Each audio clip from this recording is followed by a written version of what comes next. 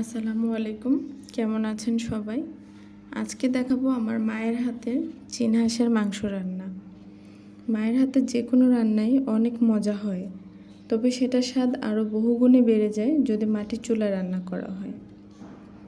এই রান্নাতে যা যা মশলা ব্যবহার করা হয়েছে তা হলো আদা বাটা, রসুন বাটা, মরিচের গুঁড়া, হলুদের গুঁড়া, ভাজা জিরে গুঁড়া, আস্ত গরম মশলা, লবণ এবং তেল।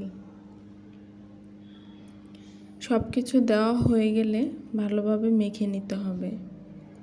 এই মাখানোটা যত বেশি ভালো হবে, মাংস রান্নাটা ঠিক ততটাই মজা হবে।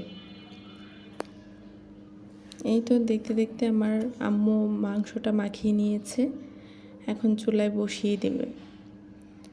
আমার কাছে তো কষা মাংস খেতে ভালো লাগে অনেক। আপনাদের কাছে কেমন লাগে অবশ্যই জানাবেন।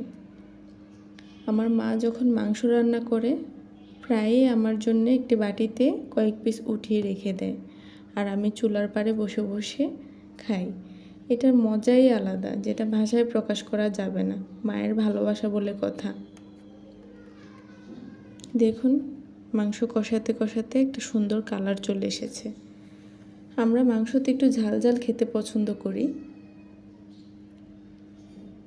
আপনারা কেমন পছন্দ করেন অবশ্যই জানাবেন।